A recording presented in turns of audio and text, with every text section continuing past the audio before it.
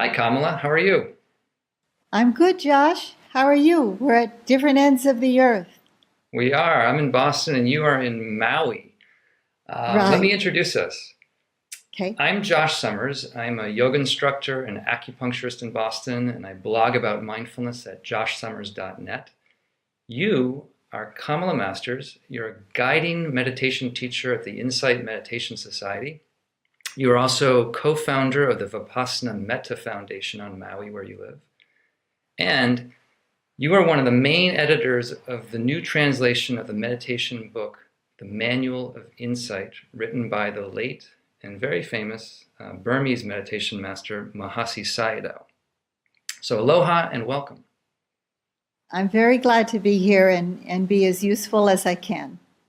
It's a pleasure.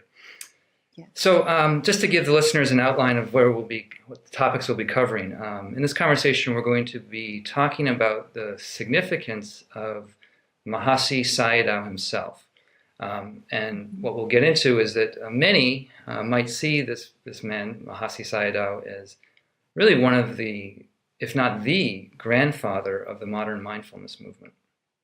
Mm-hmm. And we'll also be looking at what his innovation was around practice. We'll be exploring some of the implications and even controversies around his map of experiences that happen for people when they practice in his style. And lastly, we'll sort of get into some topics around how you might recommend people work with this practice to maybe optimize the positive benefits of it, and maybe we'll just explore ways that this practice or even the map might potentially cause problems or be misused by students, or ways that you've seen them misuse it over the years. Uh-huh. Yeah. So that's the Tho- overview. okay. Did you want to? Those are all good areas to discuss and really important for this day and time. Yeah. Right. So just so everyone gets landed within this conversation, if we consider the big picture for a moment, Buddhism is a very large topic. There are many styles and flavors and varieties of Buddhism, but roughly, if you look at Buddhism, there's three broad schools. There's what's called the Theravada school, which is kind of the oldest orthodox school found and practiced in Southeast Asia, in Burma, Sri Lanka, Right. Cambodia, Laos, and Thailand. And then there are what are called the northern schools, Mahayana schools found in China and Japan, Korea, and into Tibet, as well as the Vajrayana school found in Tibet. And we're not going to be speaking really about the Mahayana, the Vajrayana, but focusing on a particular style of practice within the Theravada tradition found in Burma. Okay. And the tradition that we'll be looking at is part of this Burmese tradition that Mahasi Sayadaw was in. And Mahasi Sayadaw was a monk who lived in the 20th century, born in 1904, died in 1982. And he was really a significant teacher and a reformer in many ways. And I'd like to just start with that. Like, what about Mahasi Sayadaw was so significant, or what kind of reform did he bring to the practice with his teaching? What I know about him is more from a historical view in terms of his being part of the lineage of my Buddhist family. And so I want to talk about him with regard to that, because Mahasi Sayadaw was a teacher of two of my major teachers and my basic teachers in the practice that I've been in for the last almost 40 years. One of them is Anagarika Munindra, who was a monk for a short time under Mahasi Sayadaw. He was a very learned person with a lot of compassion and loving kindness. And then there is the late Upandita Sayadaw, who died just recently, a couple of months ago. And both of those teachers have passed away already. So I knew Mahasi Sayadaw's teachings through both of them. They were both very devoted to the way that Mahasi Sayadaw offered the teachings of the Buddha. And the screen just went off for a minute, but I turned it back on. Great.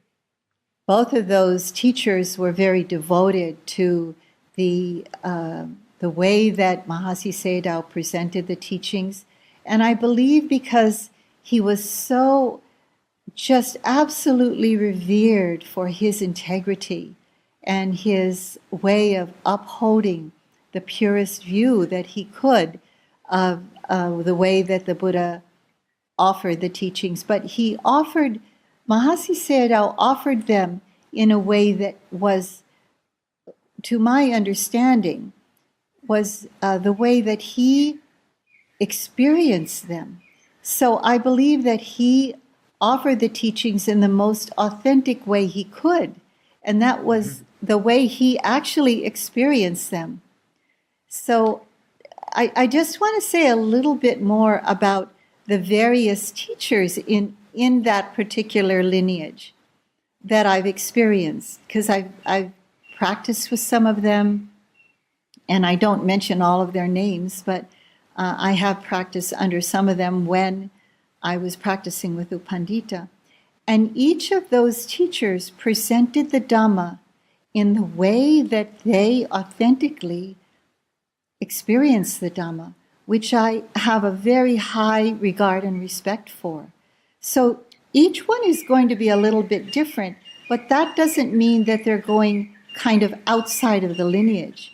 They're staying to their authentic experience, which was what was inculcated in me and other teachers that have been very influenced by Mahasi Sayadaw and the teachers that Mahasi Sayadaw had under him. For example, Joseph Goldstein, Sharon Salzberg, Steve Armstrong, all of those, my colleagues, you will see that we teach in very different ways, but they are authentic to the way we understood experientially the Dhamma. And so that was mostly what was inculcated in us, too. So that piece you just mentioned, you listed off these fairly well-known, at this point, Western meditation teachers, Joseph Goldstein, Yes. Sharon Salzberg, Steve Armstrong, yourself. Right. Right. These you're part of the group of teachers that really brought or exported or re-imported this practice to the West, bringing it to the United States and Europe. And that's part of what I was trying to get at with the idea that Mahasi is sort of the grandfather for this mindfulness movement that has come west, because the mindfulness practices that have been popularized by people like Jon Kabat-Zinn really are extracted right out of this core insight practice that Mahasi was teaching. Would you agree with that? I agree, yes. Yeah. And not only Mahasi Sayadaw, I must say, that Jack Kornfield and his personal relationship with Ajahn Chah and the way that it was handed down to him, that was all mixed in with it, in the way that the mindfulness movement has come to the West. So, of course, Jack is also very revered and has been influential in that. But he wasn't necessarily as deep into the Mahasi practice as some of us others. And I know that's what we're talking about today. Right. Yeah. Now, with my sense of one of the things that was kind of innovative about Mahasi was that, even before Mahasi, but that meditation itself, which is sometimes taken as to being synonymous with being a Buddhist or being a Buddhist practitioner, that actually meditation wasn't widely practiced by the large majority of people that would consider this self-identify as Buddhists. In some of these countries where Buddhist practice was much more devotional, or the monks that were Buddhists would spend more time maybe learning the teachings or preserving the teachings, but not necessarily practicing meditation per se. And that in Burma, in the mid-19th century into the early 20th century, there was this kind of energy that certain teachers like Mahasi Sayadaw brought to the Dharma to energize or re-energize practice around meditation. And it wasn't just for monastics either. And that's, I think, something that I would want to explore, because he sort of, to my mind, he was one of the first people that said lay people could get fully enlightened. Is that correct? Yes. Yes, he was one of the first who said that. There were others too, but we're talking about Mahasi Sayadaw here. He was one of the first who said that this can happen for lay people too. It doesn't have to be the teachings of the suttas or of the Abhidhamma or any part of the Pali Canon has to be preserved only by the monastics, that it can be preserved actually in the hearts and the lives of lay people. Right. Right, and we'll link to this this article in the notes that are attached. But some scholarship recently has suggested and sort of indicated that this revival of practice amongst the lay people, particularly in Burma, was a direct response to the colonial threat imposed by British rule.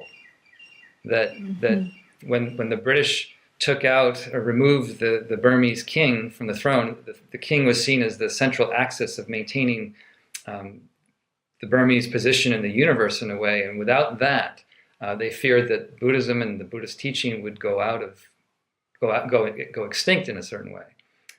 So that there was this re-energization around practice to preserve it. And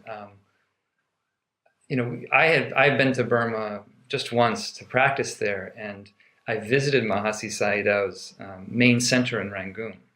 And I just one of the things I wanted to mention was to try to give a feel for what that place looked like, or what that place was like when it was humming, because as I remember, it was sort of a small city or a small town with huge, enormous pavilions where people would gather to practice meditation beyond retreat and hear these teachings.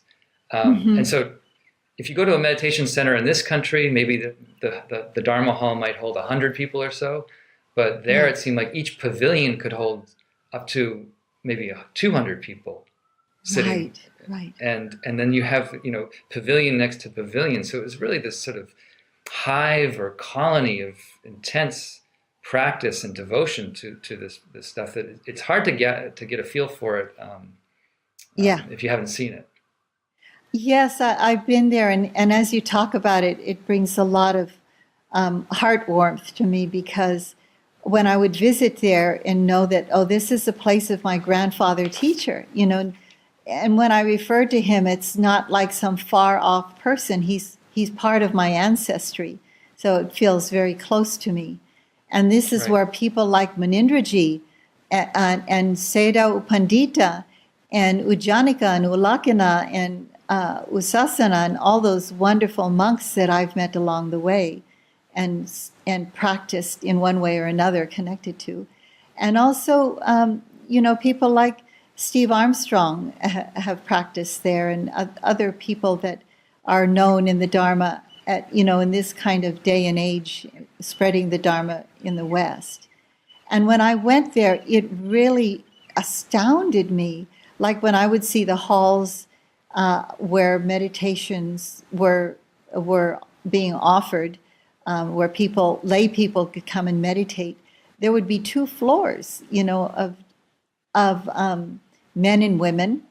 And when you would hear them, I don't know if you remember this, Josh, or if this happened when you were there, but for example, they would start chanting the precepts or start chanting Metta, pervading Metta all over. And one hall would start... Metta being loving kindness. Yes, the loving kindness, the pervasion of loving kindness all over to all beings and all these animal beings and beings in heavenly realms, etc., etc. And so you'd hear it from one hall, and then another hall would start, and then another hall would start, and it would just... it's kind of like your hair would stand up on your body, and it would be like, whoa, this is really strong.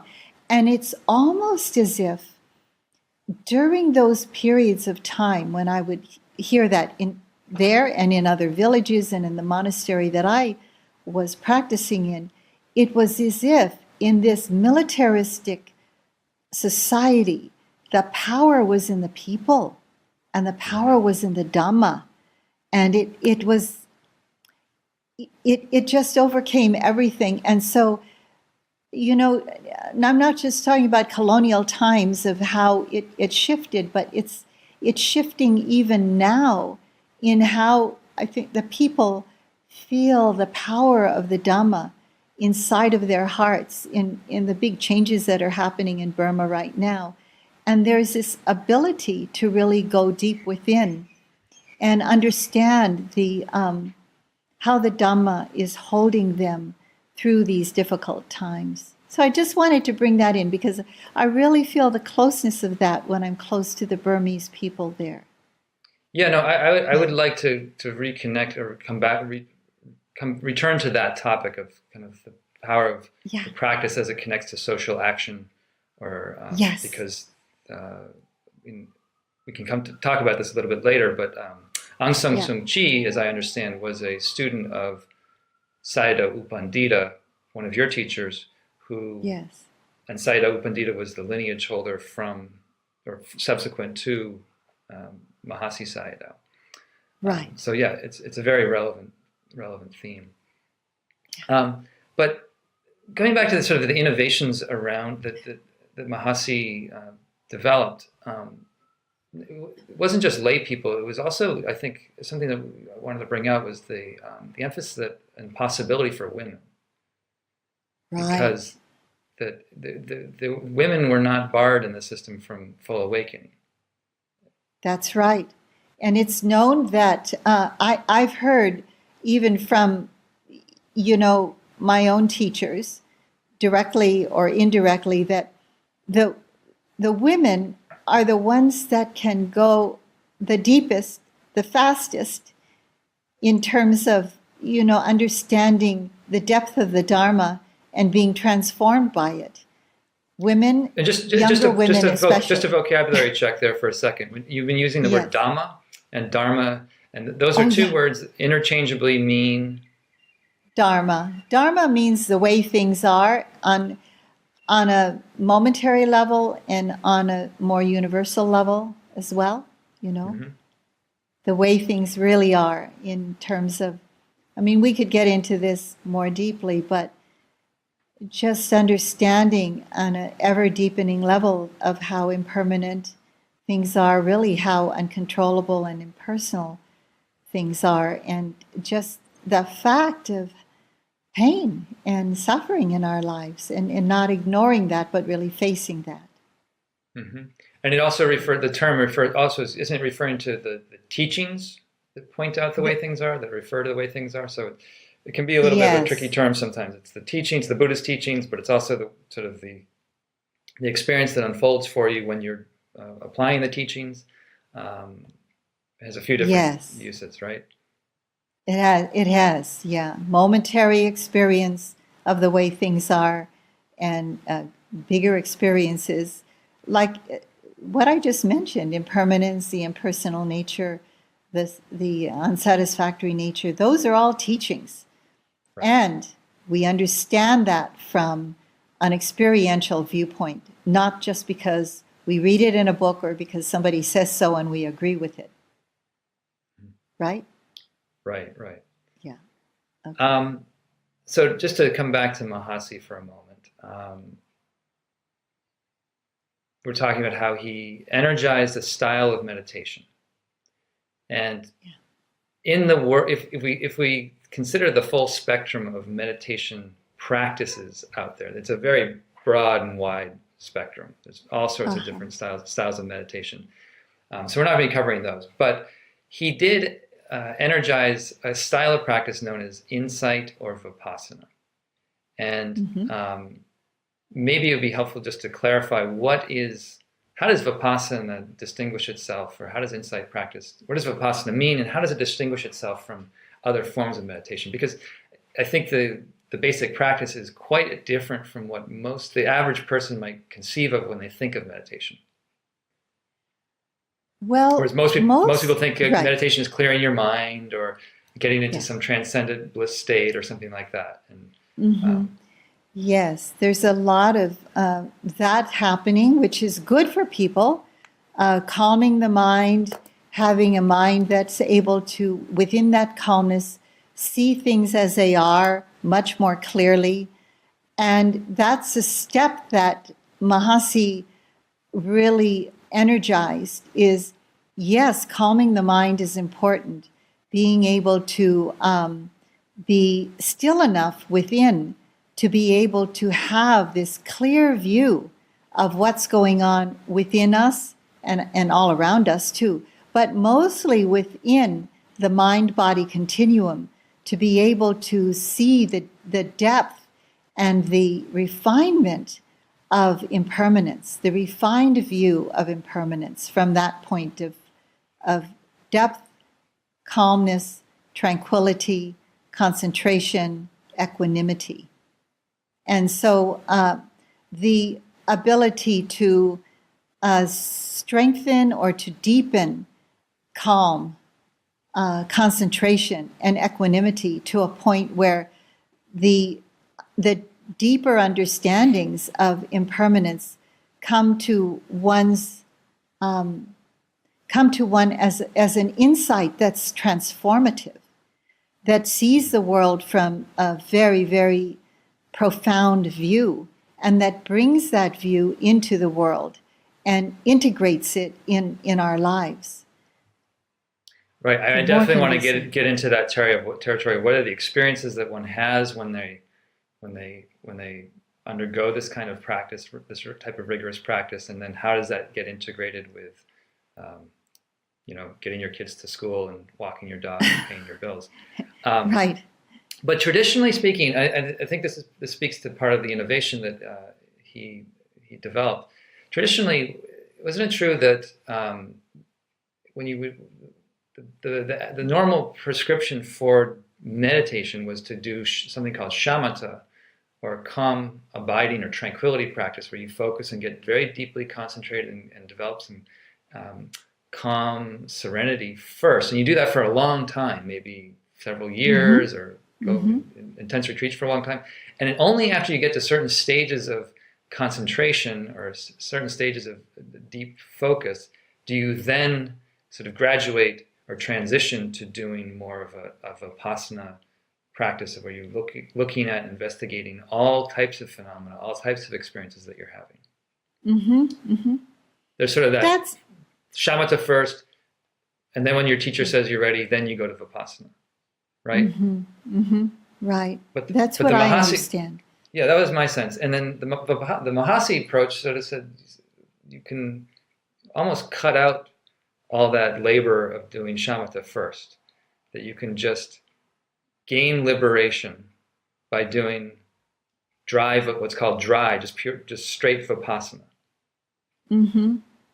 Well, that's what Mahasi energized, as you call it. He energized that possibility because what he saw was this is a story that I've heard about him, that he saw that this would work with his own relatives, with people close to him, lay people, that he would teach them a way to have the continuity of mindfulness on changing objects, not just having one object, like what we call a kasina or a ball of color, or, for example, even staying on the practice of loving kindness, which we call Metta. Let me just interrupt you. Let me interrupt you for 1 second. So Sure. People that may not have as much meditation background, the word object in meditation means something specific. And Right. My understanding is an object is anything that you bring your attention to.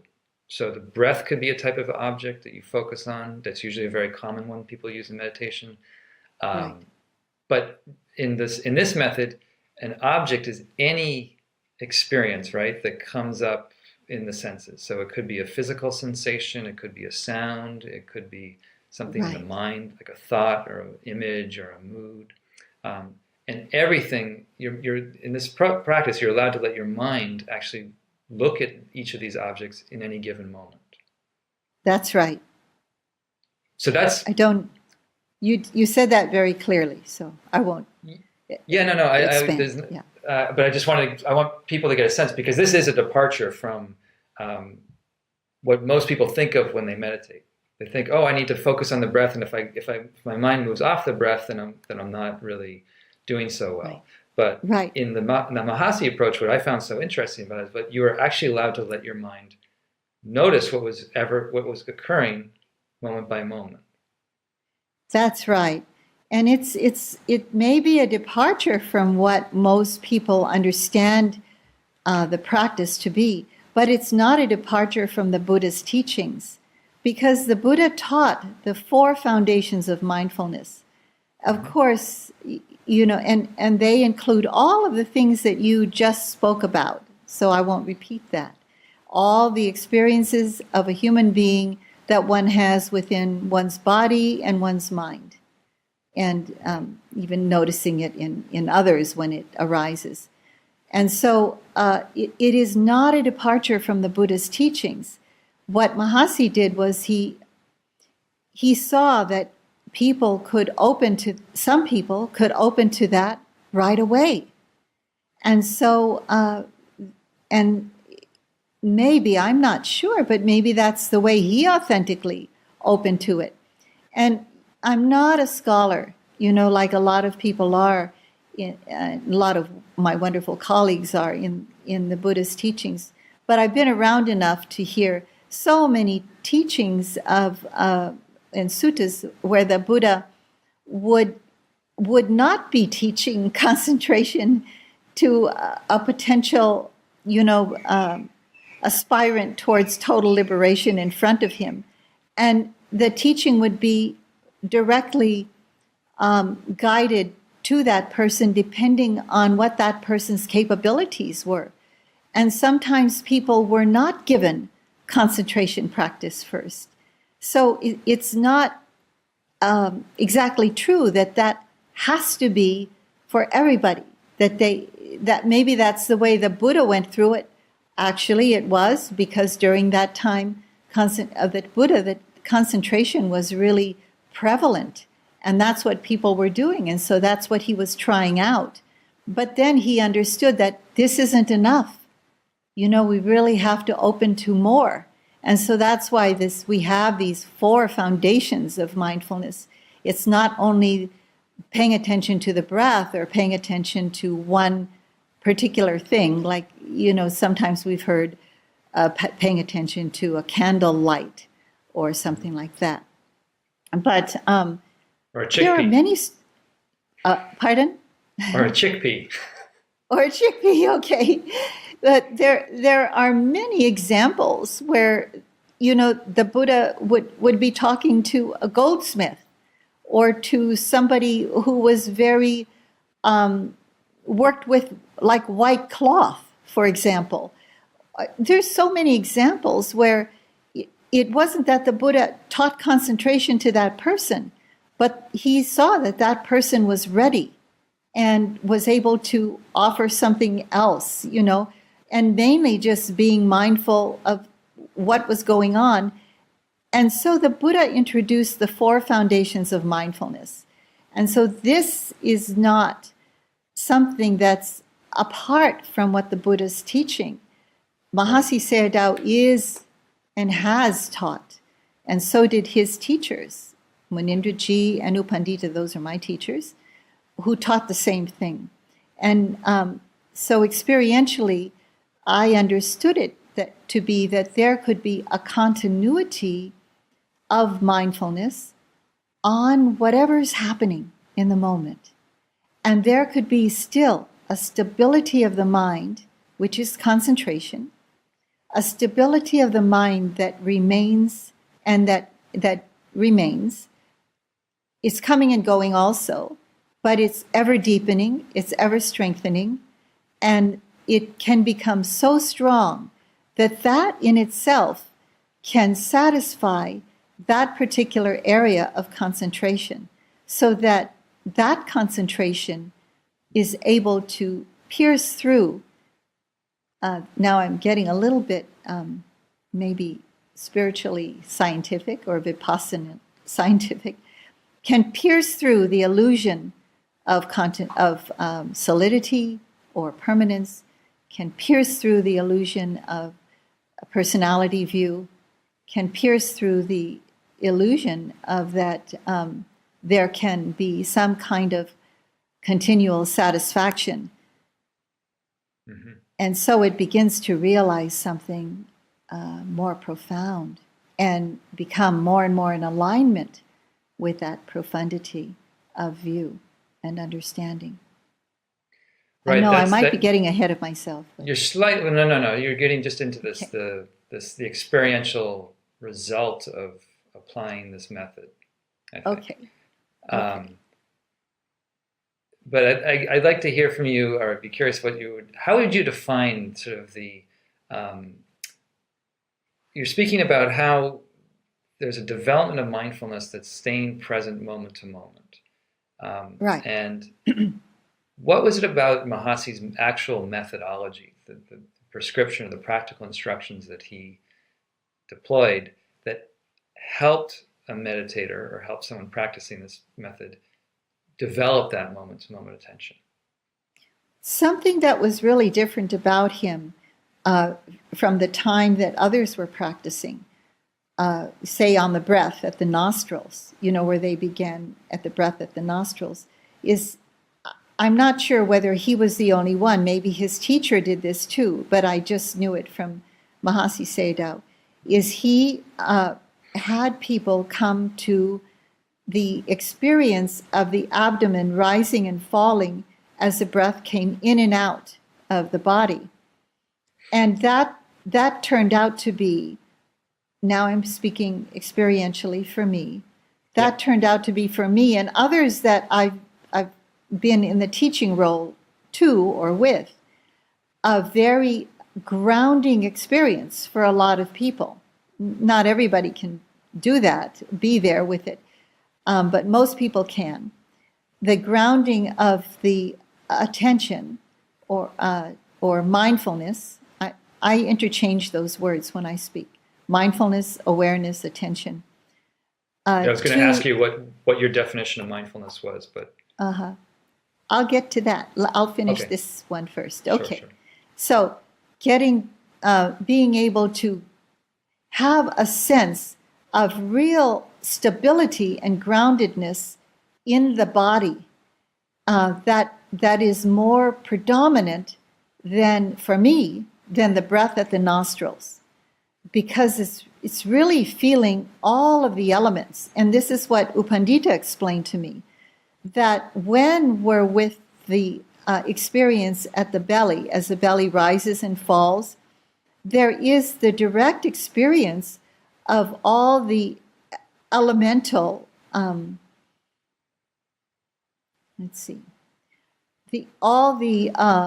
awareness of many elements arising and passing away. So there is this experience of the earth element, or the hardness and softness of the belly. You're not seeing it as belly at that moment. You're seeing just hardness, softness, smoothness, bumpiness. These are sort of, this is on the level of direct sensation.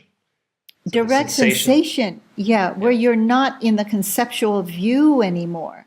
Or there might be the experience of heat and coolness and warmth, and you're not in the experience of, it's this temperature. It's below the experience of concept, you might say. And so just to complete that, it could be the experience of the air element, which could be vibration, or it could be pulsing, or it could be swaying of the body. But you're not thinking about body. You're just really feeling the pristineness and the refinement of mindfulness or awareness connected to that direct experience. And at that time, the mind is not conceptualizing a sense of self or other around that. It's so in the moment that one comes to live in that moment in a very different way. And that moment, those moments are inculcated in the wisdom mind, in the deeper understanding mind, in a way that can't happen by just reading it or hearing it. And that's what this practice and Mahasi and all of his teachers would bring you to that kind of experiential understanding. So what I just explained is, in my experiential understanding, why using the breath and the feeling of the abdomen rising and falling was so important in my own practice. It lended to a sense of stability, the ability to stay continuous on the changing experiences even at the belly, but also to be open to any other experiences of the other foundations of mindfulness that would arise naturally.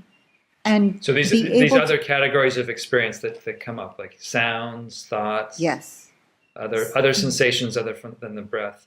And while attending to these, or while observing these things with sort of clear attention in any given moment, I think the Mahasi method also unique in its prescription of recommending that a practitioner note or label or give a silent tag to the experience? That's a good thing to talk about also. He was one who, including his own teachers, my teachers, Munindra and Upandita, and others, Vivekananda, for example, they would encourage you to note, because what noting does is it clarifies perception. It's a silent mental notation in the mind. It's less than a whisper. It's not a whole sentence. It usually doesn't start a lot of thought rolling around, but some people have problems with that. So we tell them, never mind, don't note. But what happens with that is the mind becomes so clear about what's happening, and there's even more clarity, like, say, for example, hearing happens. So conditions come together and hearing happens, and say there is a slight quiet mental notation of hearing. So all the attention goes to that particular experience of hearing. We're talking about a micro moment, but those are really clearly seen, those micro moments. The attention goes to that particular experience because it is clarifying perception. So when you say the word, it's perception, and it's like a camera that focuses in on that particular momentary experience. So because of that, there is this refined ability to see the impermanence in that particular moment of hearing. And that's really profound to be able to see that. Now, I want to say that there comes a time in your practice when you just simply say to the teacher that noting cannot happen because the mind is happening, it's going so quickly that to note, it kind of slows it down. And it's heavy. It's like throwing a rock into a still force pool. So the teacher simply says, stop noting. So it doesn't go on all the time as some people think it does. The teacher says, just notice now. So let me pause you for a second and just step back and try to give people that are listening a sort of the big picture of what this practice might actually look like if you were to go on a retreat, a silent retreat in this style. I did one for 2 months, and I know you've done several of these long, intensive retreats in this style. You wake up, at 3:30 in the morning, something like that? 3 o'clock. 3 o'clock you get up, and the instructions I received, I assume they're the same ones you received.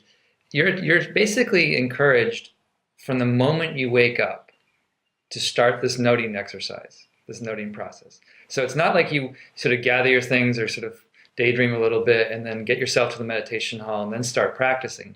It's literally from the moment your eyes blink open, you note opening. And then when you think about moving your arm, you note intending to move the arm. And then with every successive event, whether it's in the body or mind, you're just tagging that, or tracking it, and taking it in inventory moment by moment throughout the entire day. Now, when I describe that to my friends, they say to me, that sounds like a recipe for insanity. It just on the face of it, it just sounds like, why would you ever want to do that? But it's really a hard thing to convey to people that haven't done it, that it does, in a relatively short amount of time. I think what it does is it circumvents the thought process in a way, because it drills you down into a very deep connection with sensory experiences. Sensory experiences in the body. You see your body from a different perspective. And when thoughts or things do come up, they sort of flicker out of your consciousness so quickly. Sometimes you hear the word, you get a granular perspective or a pixelated perspective on your body mind. Right. And so that speaks to, I think, the power of the practice. And I also think it speaks to potentially some of the something that might be missing from the practice, in that, as you mentioned, the third foundation of mindfulness is mind states and thoughts. That's usually the way it's categorized. But if you're drilling down deeply and getting very focused on sensory experiences by doing this practice, you actually kind of interrupt these thoughts from ever really taking flight or taking off or leaving the station. That's true. That's true. So there's one of the things that I've questioned about this system, even though I found it extremely powerful, was that there's a way that the experience you have while doing the practice is, in some ways, the experience is mediated by the practice itself, or the experiences you have are co-created by the practice. Because the practice is a very strong practice in a certain sense, and it does give you this microscopic view of your experience. Whereas other styles of practice, don't necessarily get you into this kind of granulated, pixelated perspective. Okay. Yeah. I haven't practiced a lot of other practices, so I'm more of a dilettante, I think. Yes. Yeah. Okay. Gone around, but anyway, so while practicing it, you get this very granulated, pixelated view of things, and then this leads to maybe another topic we can explore, which is part of the book that you were instrumental in editing. This Manual of Insight gets into what's called the progress of insight. Yeah. And I'm not sure if Mahasi, I don't think he invented this. I think that the progress of insight, or these stages of insight or stages of development that people go through, was found in some of the commentarial texts, like in the Sudhimagga, perhaps. But he emphasized it and really spoke about it, didn't he? And it was pretty transparent about it, in a certain sense. He did, because he could actually see it happening in people. So it wasn't that it wasn't that he was just copying what somebody said. But in order for him to write that, my respectful opinion of him is that he wrote what he knew from his own experience. And also that he saw that could be experienced by others if they followed a very particular way of handling their own practice.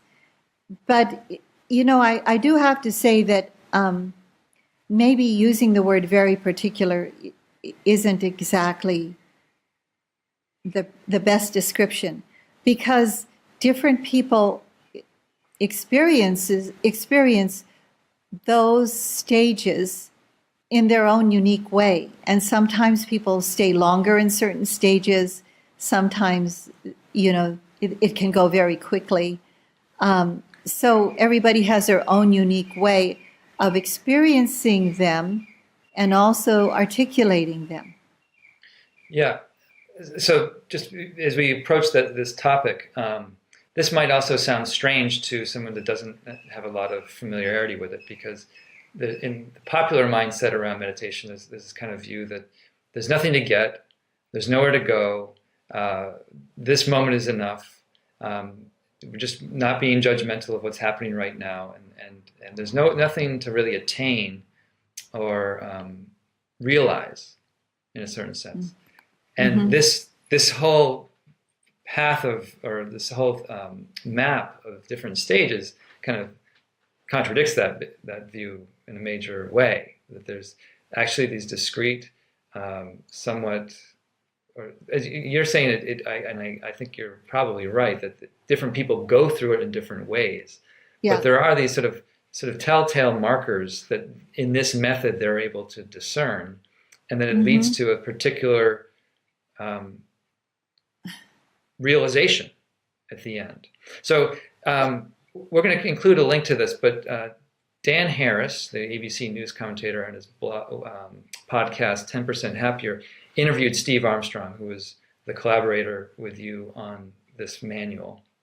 Right. And they, in their podcast, they go through a very detailed description. Steve describes in a very detailed description what each stage is like.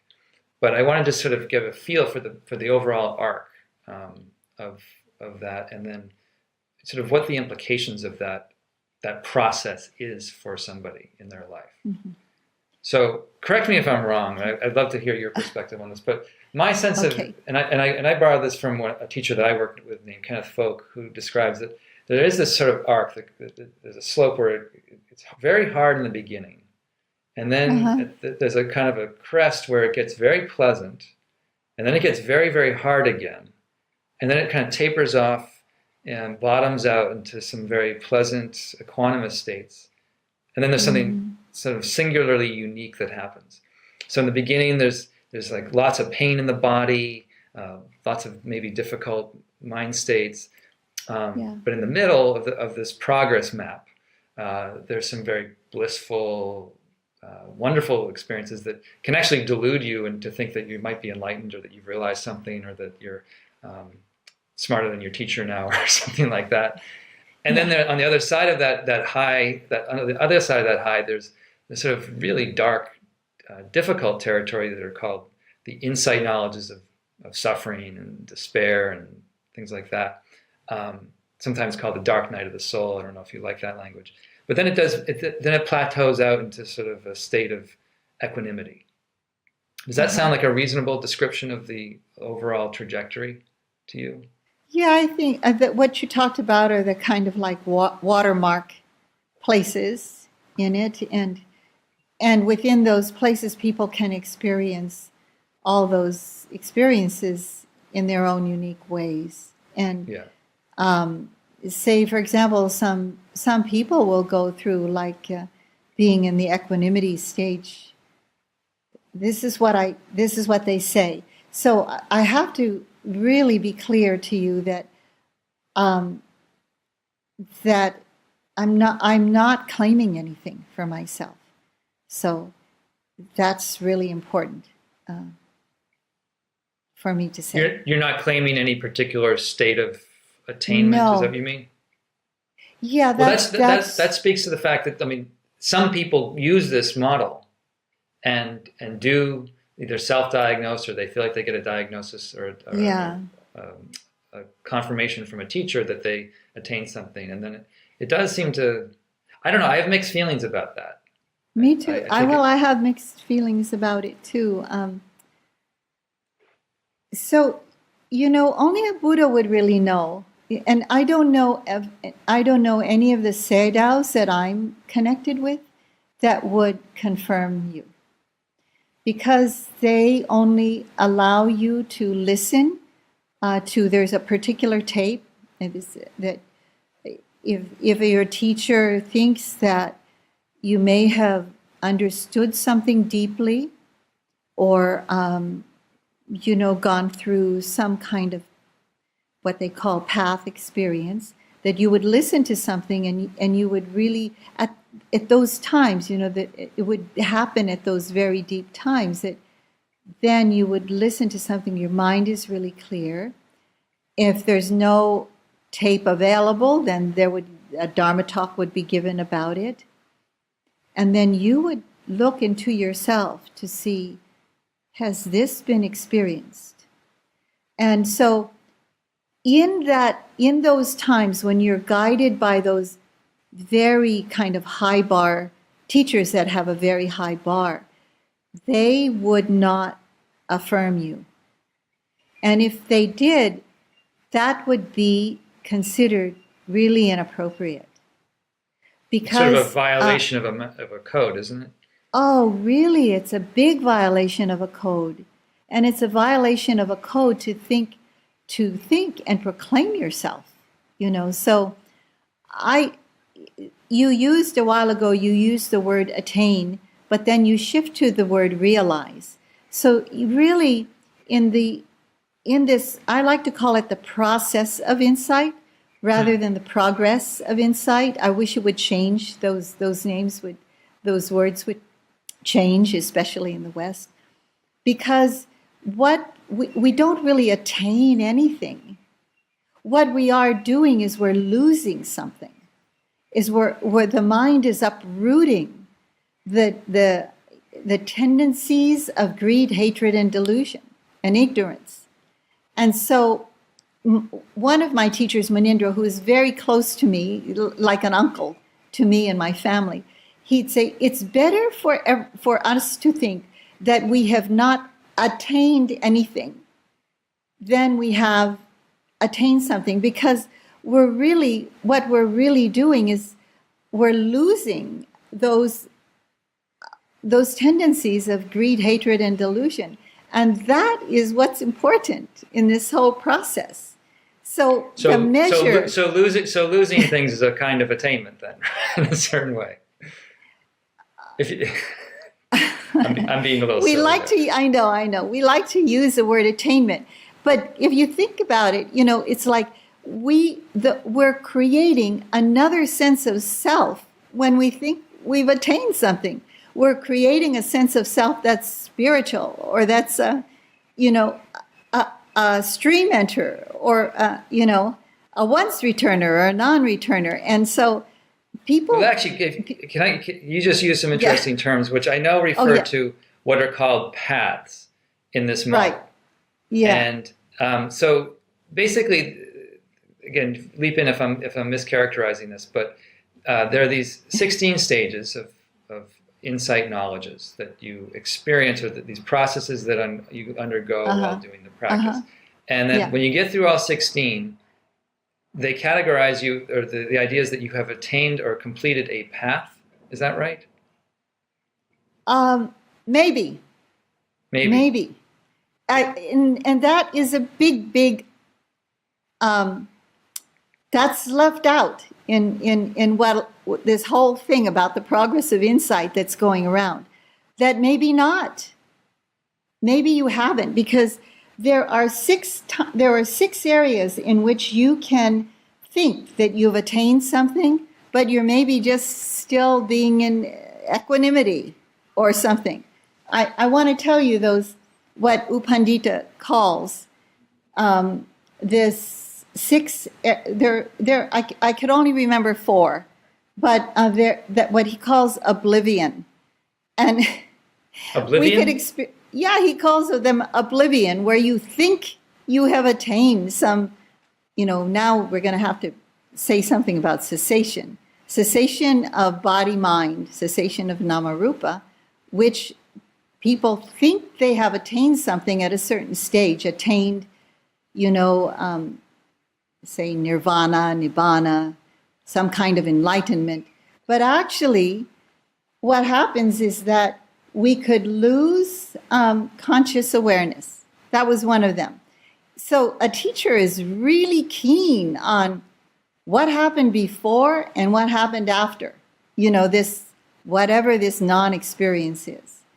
And he really has to... So just to try to flesh that idea, or it's a difficult idea to get into, but at the end of this sort of these 16 stages, towards the end, there's an experience of what's called the experience of cessation, where Right. I was reading in the book, I think, and I wrote it down somewhere, but it's the idea that the mind takes non-experience as its object. Yeah, yeah. Hmm. Does that sound right? Yeah, And I don't know what can be said about it because there's nothing in that experience. right. Some people sort of describe it as a discontinuity, like you're there for one moment and then you realize you're back, but you knew because you're back that you weren't there prior. There was a discontinuity in experience, where there was just a cessation, and Yeah. that seems to be the phenomenology of it, and it gets described as that the mind is taking nirvana or nibbana as an object. But it's really, I guess for me, what I'm interested in is what you're just getting at, is that it's what happens before and what happens after. And it seems in the literature, it seems that when people authentically, legitimately have this experience, there are certain changes or profound transformations that occur for that person that had the experience. Yes.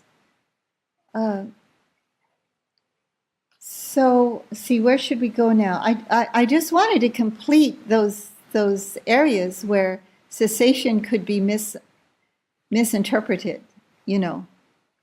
Right. No, I think that point. I get that point. That the mind's sort of, you could say, the mind's tendency to delude itself is endless, and you could think you have something, but be really not having it. And this is the skill of the teacher to be able to sort of track you over a longer period of time to see if maybe that shift did occur, or something did occur. There could, yes. Yeah, there could be this moment of discontinuity, you say, which could be a faltering of awareness. Mm-hmm. It could also be where the mind is in, usually, right before these things happen, according to the way it's laid out, there's a lot of equanimity. And in that equanimity, there's a lot of neutrality. And in that neutrality, where there's neither pleasant nor unpleasant feeling, there's sometimes that can be interpreted that there's nothing happening, nothing happened. There can be a lot of rapture or ecstasy, where one can lose consciousness, and that's another lapse of consciousness. And another lapse of consciousness is when the mind momentarily goes to sleep and goes into, it's another Pali word. It's just, that means bhavanga. So there are ways, and it's really important to point this out to people, because there are quite a number of people going around that say they've attained something, but maybe they haven't. It's better to think that, okay, my path isn't finished. We still, what the teacher looks for is there still greed, hatred, and delusion in your mind? Mm-hmm. So they say that's why a teacher really looks at you for 5 years more, to see, is your mind really, is greed, hatred, and delusion starting to be uprooted? Is some of it majorly uprooted already? So it's what is absent from your mind rather than what you have attained. That's really important. That makes sense.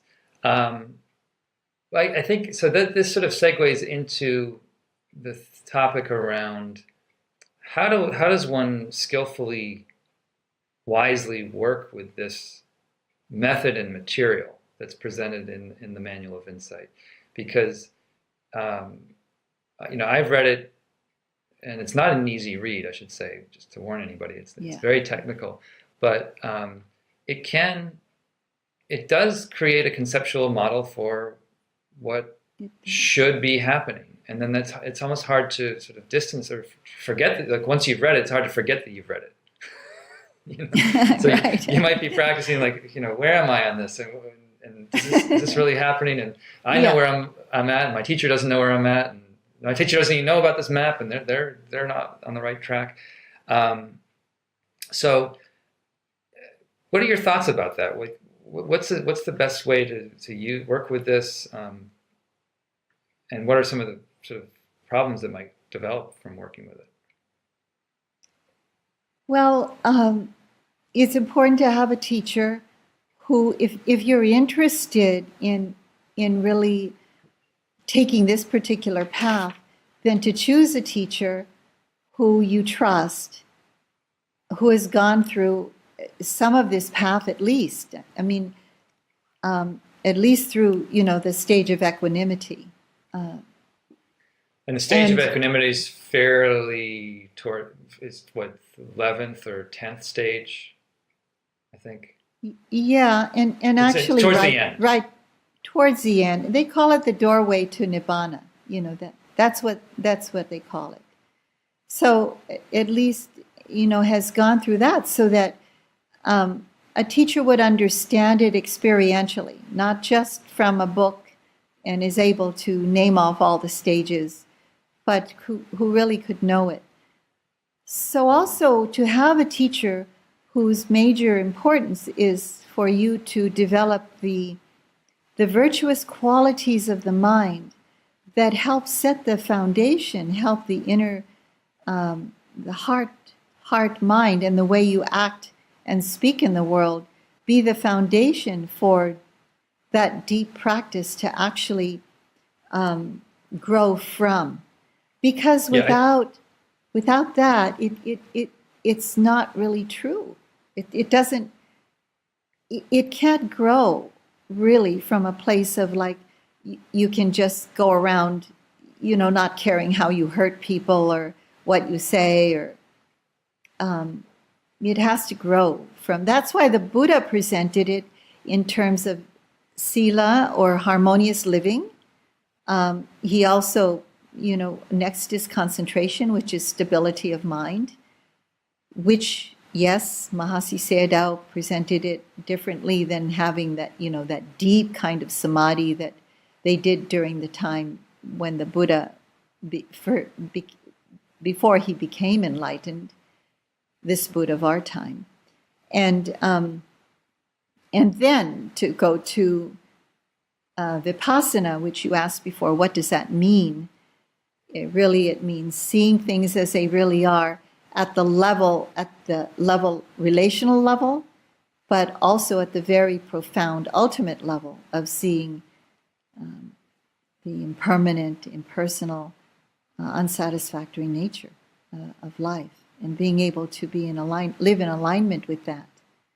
So, yeah. Yeah, I think one of the things I think what you just mentioned is really important is that when you practice in Asia, there's a huge emphasis on what's called sila, or the ethical foundation. You're taking practicing precepts of sort of intentions of non-harming, in various dimensions of your life, and really sort of getting your ethical act together before going on and doing meditative practice, which is it's been inverted a little bit, or even a lot, in this country, where the meditation piece has been extracted and just used as for stress reduction or some other kind of tangible benefit, but people aren't really. It's not emphasized as much. It's not. No. To focus on the ethical side, but I will say, I think you can come back to it, because if you do try to sit with yourself in one of these types of retreats, it's not like you won't escape thinking and ruminating about poor decisions you've made. Like that will kind of assail you in a kind of a very torturous kind of way. I know, speaks from firsthand experience, and that can be motivating in itself to kind of get your ethical act more together. You're right. Yeah. And so in fact, we see as we go through the process and we go more deeply into ourselves to see what's going on, when we shudder. I mean, I know you've practiced too in this tradition, Josh. Don't you, when you see something in yourself, I mean, we shudder to see it, like, oh my gosh, that defilement is really clear. And so we're watching out for that more and more, so that things don't come out of our mouths that get us more in trouble, that things don't come out of our actions that not only hurt other people, but they hurt our own karmic stream. That goes into our stream that's going to come up again to haunt us. So we just become much more careful. So just want to tell you a story, because stories tell a lot. When I went through something really, really difficult in a long-term practice with Sayadaw Pandita. And it was just one of the hardest things I've ever done in my life. And I was in my 20s, and I was in my early 30s, and there was so much dukkha. There was so much dukkha. I felt like there were 4 horses connected to each limb, and they was just pulling my body apart. So dukkha is pain, suffering, discontent. Pain in the body, pain in the mind. It was like it just came up so much that I couldn't bear it. I couldn't bear it. But I had a strong, extremely strong teacher who really held me through that time period. So got through that time period, different things happened. And then when I went to him, then the mind was at ease at that time. And then he said, now, what's important to you? What's really important to you now? It wasn't anything about what had been gone through. It was about that I really have to be more careful with my karma. I really have to be more careful with how I speak with people and how I act with people. And that's what karma means, is action, sort of actions and its results, right? Intention. It has to come from your mind. Yeah. Uh-huh. Don't forget that. It's intention and action. And I have to remember now that a lot of this is coming out in our generation now, that we can't just think about intention. We have to think about what impact is that intention going to make on the world and on other people. Because oftentimes we just say, it wasn't my intention to hurt you, but there was no thought about what that impact would be on another person. So it's intention, it's action, and it's impact. And keeping close attention to all of those things, because you want your karmic stream to be as pure as possible, so that you can continue to uproot these defilements in the mind and in the heart, and to cause benefit in the world rather than more suffering. So that answer that I gave to my teacher was really important for him to mirror that back to me, to say that it's not about, he didn't say this, but he gave me the impression, it's not about whatever anyone attains. It's what actually the realization, the understanding of what life is really all about, and to come out of it being a good person, a kind person, a person that wouldn't be cruel to somebody, a person that cares. And so, this whole thing about, I'm really sorry sometimes that, people use this progress of insight to just make it another kind of self. Diploma. Diploma, a kind of self to get attached to. And then you don't go further. You just, that's the thing about people, they call it they call this thing the stink of enlightenment. When you think you're enlightened, and it's like you just got attached to an idea of something. And so it's always better to think that like Manindra used to always say, my path is not yet finished. And that was the important thing, that you still had to keep going, And so, but I do believe in this, the way that Mahasi has laid it out. He was very refined, and that was done with incredible integrity and the use of languaging that in his time could encompass a lot, and there still is a lot of latitude in the different ways that people can understand.